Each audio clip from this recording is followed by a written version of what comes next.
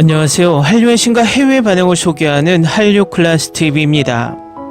오늘은 명작의 모방인가 창작의 파산인가 중국 언론이 고백한 K-드라마 리메이크의 비참한 잔혹사란 내용의 중국 언론의 기사를 살펴보고 이 두 드라마를 비교하며 자기감에 빠진 중국 반응까지 살펴보겠습니다. 한알령으로 인해서 중국 시청자들에게 K-드라마를 매번 불법 시청하게 만드는데 이 불법 시청을 하면서도 여전히 K-명작들에 빠져 허우적거리고 있습니다. 그 대표적인 작품이 바로 나의 아저씨입니다. 한알령이 2016년부터 시행되었고 이 드라마는 2018년작이기 때문에 중국에서는 정식으로 수입될 수 없어서 불법 시청할 수밖에 없습니다.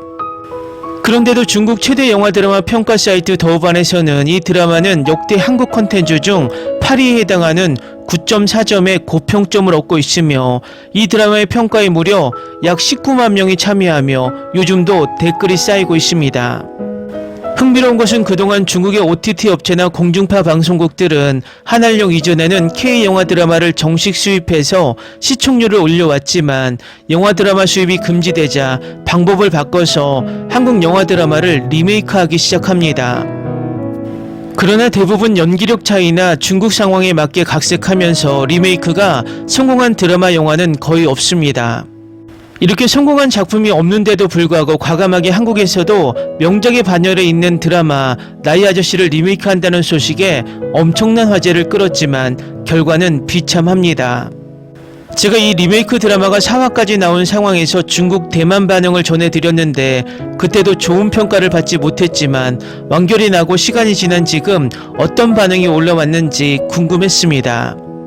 일단 한국 원작과 중국 리메이크작을 비교하는 중국 언론의 기사부터 살펴보겠습니다. 한국 원작 나의 아저씨 평점 9.4점 대 중국판 추설만과 적동천 6.9점의 뼈아픈 격차. 한국 드라마가 지닌 고유의 서사적 깊이와 정서적 울림을 자국 플랫폼으로 고스란히 이식하려던 중국 드라마 업계의 야심찬 시도가 다시 한번 거대한 장벽에 가로막혔습니다. 2018년 한국 TVN에서 방영되어 전 세계적인 찬사를 받았고 백상예술대상 작품상을 거머쥐었던 드라마 나의 아저씨의 정식 중국 리메이크작. 추설만과 적동천이 베일을 벗었으나 현지 반응은 싸늘하다 못해 참담한 수준입니다. 발매와 동시에 중국의 가장 권위 있는 영화 드라마 리뷰 플랫폼인 더우반에서는 두 작품을 비교하는 수만 개의 평론이 쏟아졌습니다. 그 결과는 극명했습니다. 방영 후 수년이 지난 지금까지도 중국 시청자들 사이에서 인생작으로 꼽히는 한국 원작 나의 아저씨는 평점 9.4점이라는 신화적인 점수를 유지하고 있는 반면 대만 출신의 톱배우 자오유팅과 전도 유명한 G세대 연기파 배우 장찌뻥을 내세운 중국판 리메이크는 6.9점이라는 초라한 성적표를 받아들었습니다. 단순한 수치상의 격차를 넘어 이번 사태를 바라보는 중국 유력 언론과 문화평론계의 시선은 단순한 아쉬움을 넘어 깊은 자괴감과 집단적 무력감으로 이어지고 있습니다. 중국 매체들은 왜 우리는 수천억 원의 자본을 들이고도 한국이 8년 전에 만든 정서적 깊이의 절반도 따라가지 못하는가라며 자국 문화 산업의 고질적인 병폐를 정면으로 정조준하고 나섰습니다. 겉껍데기만 벗긴 플롯, 잃어버린 영혼의 주파수, 중국 미디어 전문 매체와 경제 매체 TMT 미디어 등은 이번 리메이크의 실패를 두고 외형적 모방에만 집착하다 원작이 가진 정서적 핵심을 완전히 유실했다고 강도 높게 비판했습니다. 한국의 나의 아저씨가 중국 시청자들을 사로잡았던 가장 큰 요인은 박동원과 이지한이라는 극단적으로 결핍된 두 인물의 도청이라는 기괴한 매개체를 통해 서로의 숨소리, 발걸음소리, 흐느낌을 공유하며 영혼의 구원을 이루는 과정에 있었다. 그러나 중국판 추설만과 적동천은 현재 엄격한 검열 환경과 미도 규제를 의식해 이 핵심 설정을 난도질했다. 원작의 도청 앱은 중국판에서는 애공향이라는 일종의 커플 위치 추적 앱으로 각색되었으며 이로 인해 이지한이 느꼈던 박동원의 거친 삶의 무게와 고독의 정서는 단순한 정보 추적 수준으로 격화되었다. 중국 언론들은 이에 대해 원작의 도청은 단순한 범죄 행위가 아니라 가련한 인간들이 서로의 비극을 들여다보는 창문이었으나 리메이크작은 이를 단순한 치정극의 도구로 전락시켰다고 지적했습니다. 대만 연합신문과 중국 현지 미디어 비평가들은 한국과 중국의 직장 문화 및 사회적 분위기의 차이를 좁히지 못한 연출의 한계도 꼬집었습니다. 한국 특유의 끈끈한 직장 내 선후배 관계, 고단한 퇴근길, 선술집에서 나누는 소주 한 잔의 정서, 동네 친구들이 무조건적으로 내 편이 되어주는 후계동이라는 공동체 정서는 한국적 맥락에서 오랜 시간 축적된 정서적 자산이다. 중국파는 이를 충칭이라는 이국적이고 매력적인 도시에 억지로 구겨 넣었으나 시청자들은 중국 현지의 직장 내 권력 다툼은 이보다 훨씬 더 냉혹하고 개인주의적이며 드라마 속 따뜻한 이웃 공동체는 현실의 중국 도시 생태계와 전혀 맞지 않아 극도의 이질감과 어색함을 자아낸다고 평가했습니다. 문화적 특성과 사회적 분위기가 완전히 다른 이야기를 깊은 고민 없이 1대1로 복제하듯 옮겨오다 보니 원작 특유의 쓸쓸하면서도 숭고한 미장센은 사라지고 공허한 세트장의 메아리만 남았다는 것입니다. 결국 중국 언론들이 쏟아낸 비판의 종착지는 자국문화 산업에 대한 깊은 슬픔과 자조입니다. 세계 2위의 경제 대국이 되었고 영화 시장과 드라마 제작비 규모는 한국을 압도할 만큼 비대해졌음에도 불구하고 정작 사람의 마음을 치유하고 영혼을 흔드는 소시민의 이야기 하나 제대로 만들지 못한다는 자괴감입니다. 중국판 리메이크의 실패는 단순한 한 편의 드라마 흥행 실패가 아닙니다.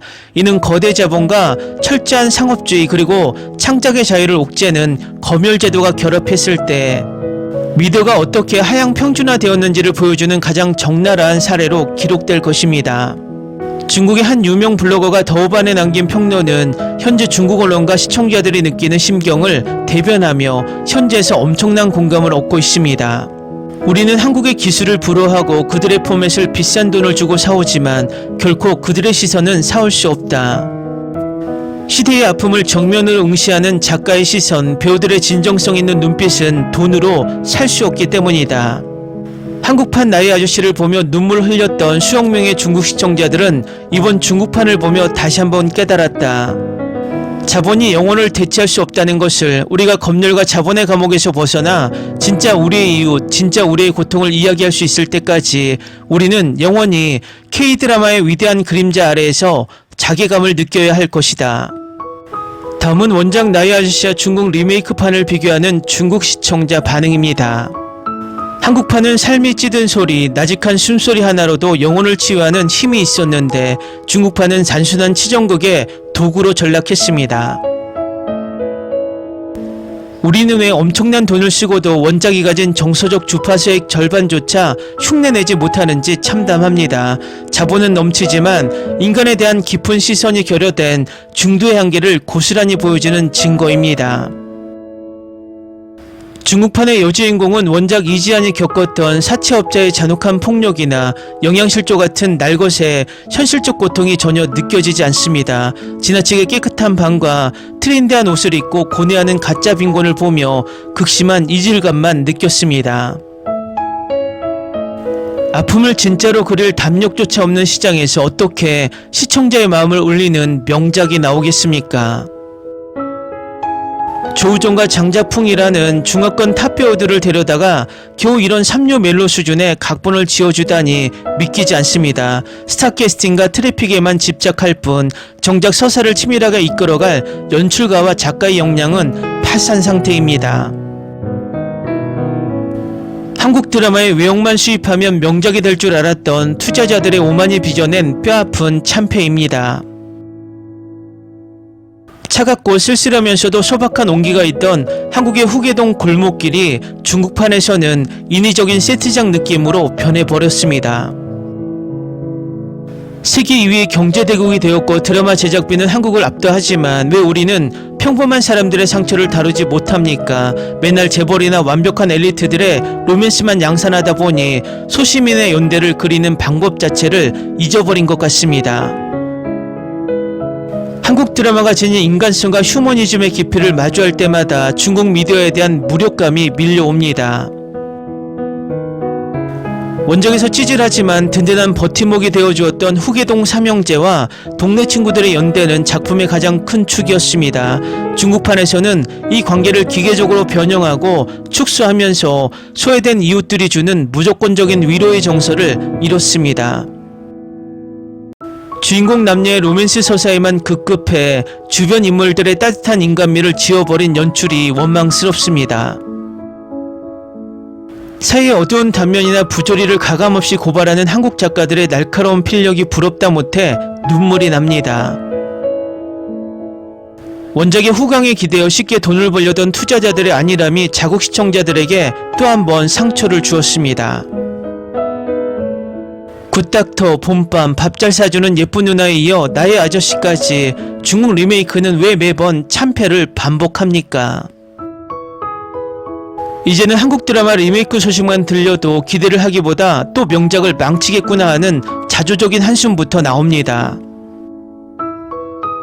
원작의 이성규는 나직한 목소리 하나로, 아이유는 마른 눈빛 하나로 삶의 무게를 고스란히 전달하며 관객을 울렸습니다. 중국판 배우들은 아무리 연기를 잘해도 화면에 예쁘고 멋지게 나오는 것에만 신경 쓰는 것처럼 보여 몰입이 깨집니다.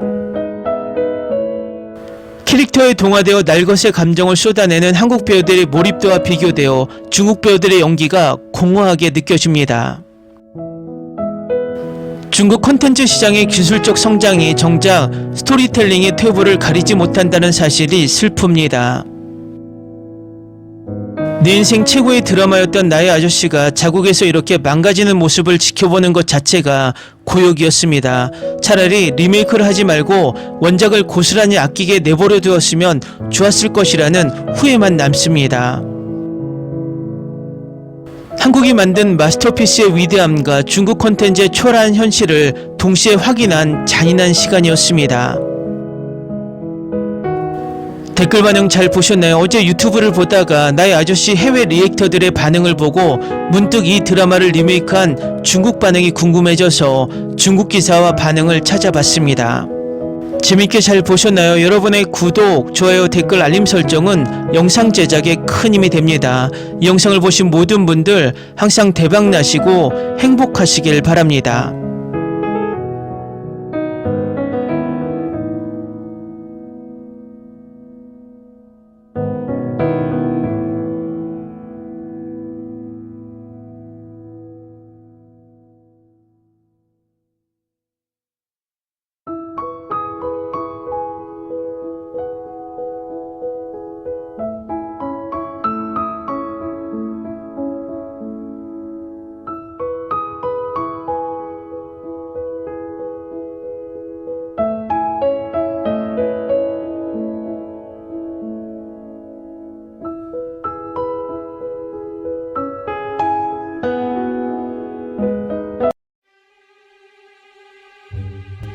Ni se te ocurra.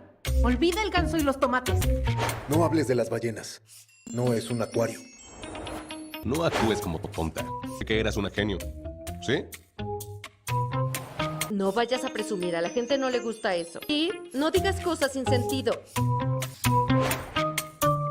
Y bueno, ¿terminamos? Hasta pronto. Abogada, tengo mucha curiosidad por conocerla.